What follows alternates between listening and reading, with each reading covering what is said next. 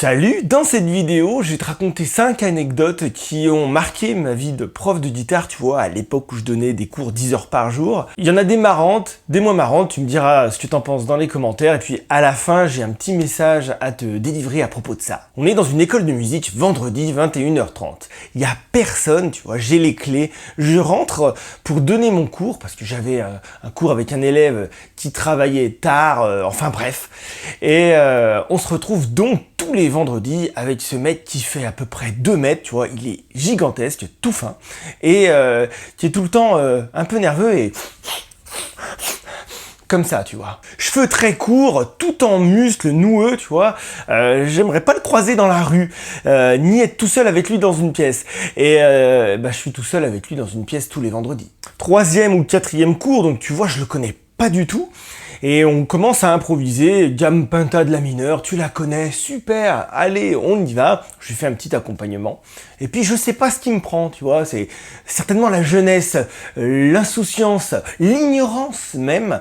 Je lui dis, est-ce que tu sais que ta gamme Pinta de la mineure, si tu la déplaces par exemple en première case, tu fais la gamme Pinta de Fa mineur.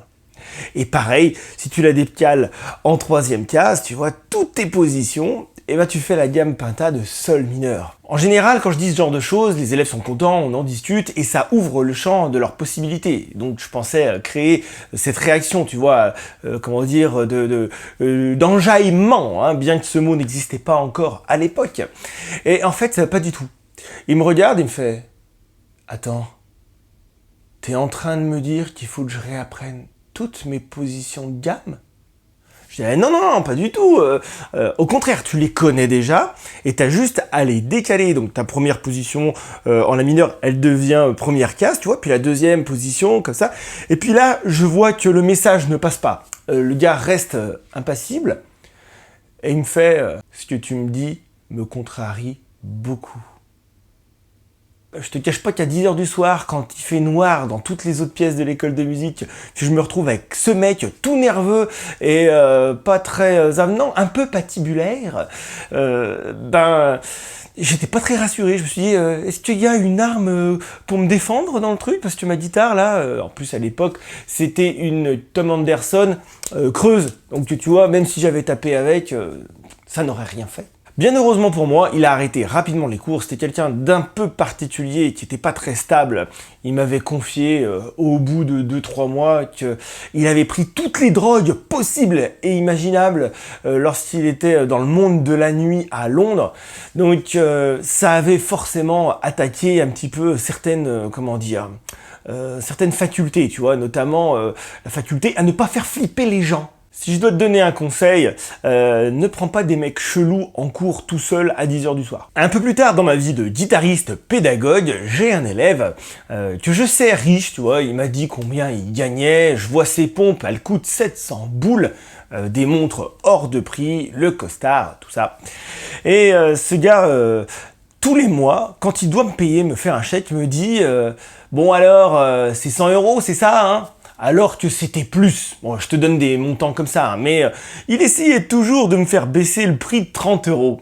Tu vois, donc la première fois, je dis rien, non, c'est tant, 130, enfin bref. Au bout de 6-8 mois, et même plus, je crois, à l'époque j'étais un petit peu jeunot, je lui dis, écoute, ça fait tant de temps que tu prends des cours, c'est toujours le même montant.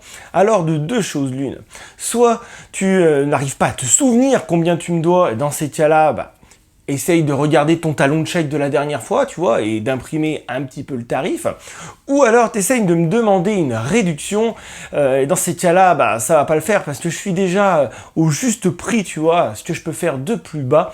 Donc je te ferai pas de réduction même si tu me la demandes correctement. Le gars ne s'est pas braqué, mais il a dit juste non, mais c'est que je m'en souviens pas, tout ça. Et à partir de ce moment-là, il n'a plus jamais posé cette question. Il se souvenait à chaque fois de combien coûtait le mois de cours de guitare.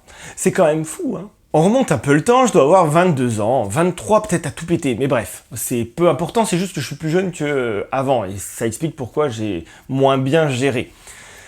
Je donne cours chez moi, dans ma chambre, En fait, pour tout te dire, j'avais une bande peut-être de 1 mètre, 1 mètre 50, même pas, entre mon lit et mon placard. Et tu vois, les élèves, je les accueillais là-dedans.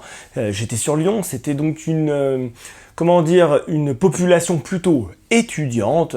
Je pratiquais des prix pas trop chers. Tout le monde était content. Moi, ça me permettait de gagner des sous, tu vois, d'engranger de l'expérience. Et forcément des sous aussi. Cet élève, je le connais peut-être depuis 1 an ou 2 ans, bref, je le connais bien, tu vois, et là je vois qu'il y a un truc qui va pas. Et il me dit que il a fêté le dernier jour de son stage en entreprise ou de ses études en alternance, bref. Tu vois que le gars a consommé des substances. En fait, il m'a expliqué pendant le cours qui avait picolé comme un salaud, il n'y a pas d'autre terme, et que par-dessus, il avait rajouté des herbes de Provence que l'on fume, tu vois. Et ben, le cours a été très particulier. Déjà, le mec, on n'a pas mis une dedans, il rigolait tout seul, tout le temps, mais ça aurait pas été si grave, si tu veux, s'il n'avait pas commis un petit impair. À un moment, je lui parle de son jeu, je lui explique 2-3 petites choses qui pourraient modifier dans son impro, et il me dit « Ah ouais !» Il y a machin, donc il me sort le nom d'un guitariste qui dit qu'il faut faire ci, il faut faire ça, je l'ai vu ce week-end. Et là, je lui dis, mec, ça fait 2 ans que je te le dis, et c'est fou que l'information t'arrive maintenant. Et en fait, avec l'expérience, je sais que ça arrive, en fait. Des fois, tu dis 2 ans un truc à un élève, et tu sais pas pourquoi. Ça arrive au bout de 2 ans, tu l'as martelé, et puis des fois, il y a des petits verrous. Sauf que là, le mec me dit, oui, mais toi, je te respecte pas assez pour suivre à la lettre tous les conseils que tu me donnes. Ah! Ça me la coupe. Je suis déjà mal à l'aise avec le fait que cet élève arrive bourré. Moi, je bois pas d'alcool. Donc, j'ai un peu du mal à appréhender les gens qui sont torchés, tu vois. Il n'y a pas d'autre mot. S'ils savent plus trop ce qu'ils disent, ce qu'ils font, j'ai envie de dire, un peu de tenue, bon Dieu. Et là, j'étais jeune, j'ai pas su vraiment réagir, donc je lui ai dit au revoir, et puis il s'avère que en fait, j'ai déménagé tout de suite après, donc on s'est plus revus, et c'était cool parce que j'étais vraiment mal à l'aise. De la même façon, quelques semaines avant, j'ai un élève qui m'avait demandé « Ça te dérange que je fume pendant le cours ?» Et moi, si tu veux, j'étais moins dans une notion de respect de moi-même à l'époque. Je t'en parlerai à la fin de la vidéo. Et donc, pour pas le froisser, j'ai dit « Ouais, de toute façon... son appartement était plein de cafards, je te jure, qui rampaient sur les tables et tout. Il y avait des cigarettes écrasées de partout. C'était une coloc à la One Again. On disait encore ça à l'époque. Et je me suis dit, allez, pour 1 demi-heure de cours, on va pas s'embêter. Vas-y, fume ta clope. Sauf que le gars n'a jamais fumé de cigarette. Il a fumé un gros ouinge énorme. Résultat, il a passé le cours à se marrer tout seul et moi je pouvais pas bosser. Bref, il a perdu de l'argent et j'ai perdu du temps. Même époque, là on parle de l'élève qui n'est carrément pas venu. Alors ça m'est arrivé d'avoir des élèves qui viennent pas. Regarde ma vidéo, les différents types d'élèves, tout est vrai. À 97%. Et d'ailleurs, dans cette vidéo, l'élève qui me dit qu'il a mangé un super kebab quand moi j'ai pas eu le temps de manger, eh ben c'est lui, c'est le même. Bref. Le gamin rate son cours habituel pendant la semaine, c'est pas grave, on rattrapera pendant les vacances scolaires. Dans cette école, ça se faisait bien, donc on y va. Je lui donne rendez-vous entre 9h, 9h30, quelque chose comme ça. Donc tôt, mais pas oufissime, surtout que le gamin habite à côté, il vient à pied, il peut se lever à 9h15 s'il a envie, tu vois, et venir à 9h30, il n'y a pas de problème. Moi, j'habite à 5 minutes, sauf que là, j'étais pas dans le coin, j'étais à plus d'1 heure de route, tout simplement parce que je venais de perdre mon grand-père. Donc, je viens de perdre mon grand-père, et voilà, c'est triste, donc attends, calme-toi, hein, va pas me mettre tes condoléances dans les commentaires, parce que ça s'est passé, c'est passé il y a 14 ans, tu vois. Et donc... Je suis triste, il faut gérer des trucs avec la famille, tu sais ce que c'est qu'un deuil, et puis si tu sais pas, bah tant mieux pour toi. Et là, je m'extirpe de cette mini-retraite, j'avais arrêté tous mes autres boulots, mais il y avait ce cours-là, tu vois, que je voulais rattraper parce que je ne voulais pas, je voulais m'en débarrasser, entre guillemets. Je me lève super tôt, je me tape plus d'1 heure de route, donc il faut quand même trouver le temps de se garer et tout. Donc, tu vois, ton heure de route, c'est 1 heure et demie, 2 heures. Donc, je suis frais, dispo, avec la petite goutte de sueur, parce que forcément, moi, j'ai couru comme un fou. Le gamin n'est pas là, à l'heure du cours. Donc, je l'appelle, et là, il me dit « Ah !» Je me suis pas réveillé. T'as qu'à te dépêcher, saute dans tes baskets et viens, tu vois. J'aurais pu me débrouiller pour rajouter 5 minutes de cours après et tout, mais... Ah non, non, je suis encore dans mon lit, là, et tout. Non, mais on annule, quoi. Pas de problème, bro. On annule. Je reprends mes clics et mes claques. Je me fais mon 1 heure et demie de route. Et puis voilà, on en reste là. Il n'y a pas de souci. Ça peut arriver, un oubli. Sauf que le petit malin... Après les vacances scolaires à son cours habituel, qu'est-ce qu'il me dit? Quand est-ce qu'on rattrape mon cours que j'ai raté la dernière fois? Là, je commençais, tu vois, à gagner un petit peu en assurance déjà. Donc le mec, je lui ai dit, non, écoute, voilà ce qui s'est passé. Moi, je suis venu exprès pour toi, mon grand-père, machin et tout. Tu viens pas, d'accord, mais là... faut peut-être pas abuser. Au pire, tu dis à ta mère de m'appeler, je lui expliquerai. Il l'a jamais fait. Je pense qu'il avait peur de se faire rosser par maman, lui expliquer qu'il a raté le cours de guitare une première fois, puis qu'il l'a raté une seconde fois parce qu'il s'est pas réveillé. Après, il y a des enquêtes NCIS à Manhattan, tout ça. Les parents ils disent mais pourquoi tu t'es pas réveillé? Tu t'es couché à quelle heure? T'as joué aux jeux vidéo? Fais voir l'historique de ta console. Et voilà, c'était mort pour lui. Donc, j'ai été tranquille. Je t'ai gardé le meilleur pour la fin, ça peut faire rire ou pas. On est plus tard dans ma vie de prof, je commence à avoir plus d'assurance, à cadrer un peu mieux les élèves, mais il y a quelque chose avec cet élève, je sais pas, il y a une énergie, j'ai du mal à lui dire en face ce que je pense. Parce que, voilà, le gars en impose, il vient toujours en costume, il me parle de sa Porsche, tu vois.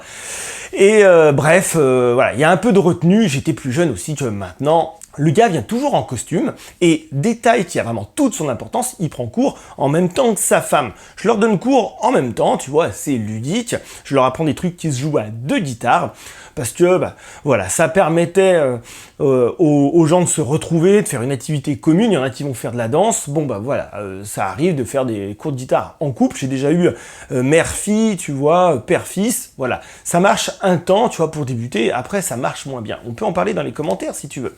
Mais bon, là, ça faisait quelques temps qu'il prenait cours avec sa femme. Le gars a une guitare acoustique et puis un modèle, tu vois, avec la caisse assez grosse. Le bois verni, sur le costume, tu vois, le pantalon de costume, ça glisse. Et donc souvent, elle tombe un petit peu. Et pour rigoler, parce que je suis un mec qui aime bien rigoler, et je lui dis, c'est normal que ta guitare tombe parce que le tissu que tu portes est glissant. Il faudrait que tu te mettes un truc plus à l'aise, tu vois, soit un jean ou au pire, tu viens à poil. Et là, qu'est-ce que j'ai pas dit? Le mec fait, ah ouais, comme au foot! Il se lève, il défait sa ceinture, il baisse son froc. Il n'y a pas d'autre terme, il baisse son froc. Il se retrouve en chemise caleçon devant moi avec sa guitare et il fait, ah ouais, ça accroche vachement mieux. Sa femme était comme ça. Je te fais le geste exact. J'ai expliqué, écoute Jean-Mich, il s'appelle pas Jean-Mich, tu t'en doutes. On peut peut-être se rhabiller tout simplement. Hein. Et là, il dit, mais non, t'inquiète, c'est vachement mieux comme ça et tout. Et moi, je commence à faire, écoute, la mineure. Au bout d'un moment, sa femme lui dit, mais non, mais là, c'est la honte, quoi. Mais non, t'inquiète pas, on s'en fout, on est entre nous et tout. Puis elle insiste et le mec, se refroque en lui disant à sa femme qu'elle a pas d'humour. Moi, j'appuie madame en lui disant, oui, quand même, je serais plus à l'aise si t'étais pas en caleçon devant moi, quoi. J'espère que ces anecdotes t'ont plu. J'en ai encore plein, mais en fait, je les oublie avec le temps. J'aurais dû les noter quand ça m'est arrivé. Celles-là sont 5 qui m'ont vraiment marqué. Et qui m'arrive de ressortir lorsque je fais des interventions dans des formations qui n'ont pas forcément un rapport avec la musique, mais où je parle d'entrepreneuriat. Et j'aimerais qu'on parle, tu vois, de cette période-là de ma vie où je voulais tellement avoir ma clientèle, j'avais tellement peur de manquer d'argent, tu sais ce que c'est, hein, appart ou alors crédit immobilier. Et là, on vient de couvrir une période où j'ai eu mon premier appart en location, puis ma première maison, tu vois, avec un crédit immobilier.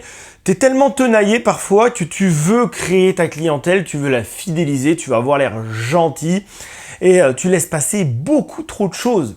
Il y a un terme qui revient très souvent en ce moment dans les médias, et YouTube en fait partie, c'est la bienveillance. Et on oublie de dire que la bienveillance avec les autres, elle ne doit pas être incompatible, elle ne doit pas être en opposition avec la bienveillance envers toi-même. Si un élève a des agissements qui ne sont pas dans tes valeurs, il faut lui en parler, parce qu'il faut pas vivre avec, tu vois, cette boule au ventre quand le gars ou la nana arrive. Et c'est comme ça que j'ai pu dire à des mamans d'élèves qui, par exemple, fumaient dans mon jardin il y a quelques années, est-ce que vous ramassez votre mégot ou pas, tout ça. Et des gens se braquent parfois, mais après comprennent. Et en fait, t'es pas responsable de la façon dont les gens prennent les choses. Si bien sûr, tu n'y mets pas d'émotion, tu es factuel. Il y a 3-4 ans, un élève pose sa guitare dans ma pièce de cours, me dit « Attends, je vais pisser ». Je lui dis « Mais les toilettes sont là-bas ». « Non, mais je vais dans le jardin ». Je dis « Mec, tu vas pas uriner dans mon jardin, quoi. »« Ah bon, mais moi j'aime bien faire ça et tout. » Je dis « Mais en fait, tu urines pas dans mon jardin, c'est tout. » Des fois, il y a des choses qui paraissent naturelles pour certaines personnes et qui ne le sont pas. Si le petit cousin de 4 ans, il a envie de baisser son pantalon et de faire pipi sur les plantes parce que le pauvre, il peut pas attendre, ça me dérange pas. Un mec de 40 balais qui va pisser dans mon jardin, parce qu'il n'y a pas d'autre terme, pisser dans mon jardin, voilà quoi, les voisins, ils voient ça, ils pensent quoi, c'est n'importe quoi. Et puis, merde, tu pisses pas dans mon jardin. Voilà, c'était le message que je voulais transmettre dans cette vidéo. Si tu veux vraiment respecter les autres, il faut que tu te respectes toi-même. Donc la bienveillance que tu vas donner aux autres, c'est aussi la bienveillance, que tu dois t'accorder à toi-même.